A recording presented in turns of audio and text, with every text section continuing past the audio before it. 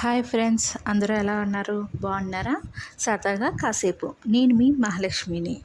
ఇప్పుడు మనం ఎక్కడికైనా బయటకు వెళ్ళాలనుకోండి, ఇంట్లో ఏదైనా చేయాలనుకోండి రెసిపీని, వెంటనే ఎలా చేసుకోవాలో నేను మీకు చెప్తున్నాను చూడండి.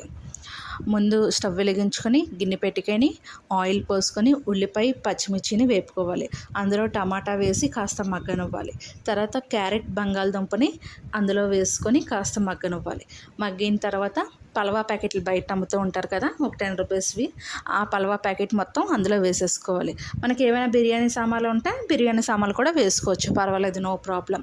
వేసుకున్న తర్వాత ఒక గ్లాస్ బియ్యానికి 2 గ్లాసులు నీళ్ళు వేసుకోవాలి. నేను ఇక్కడ 2 గ్లాసులు బియ్యం తీసుకున్నాను కాబట్టి 4 గ్లాసులు వాటర్ వేసుకున్నాను.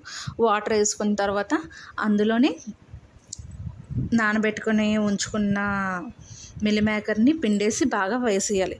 వేసేసిన తర్వాత ఉప్పు తగినంత వేసుకొని పసుపు కూడా అందులో వేసుకోవచ్చు, లేదా పసుపు అవసరం లేదనుకుంటే స్కిప్ చేసేయచ్చు, పర్వాలేదు, అది మీ ఇష్టం.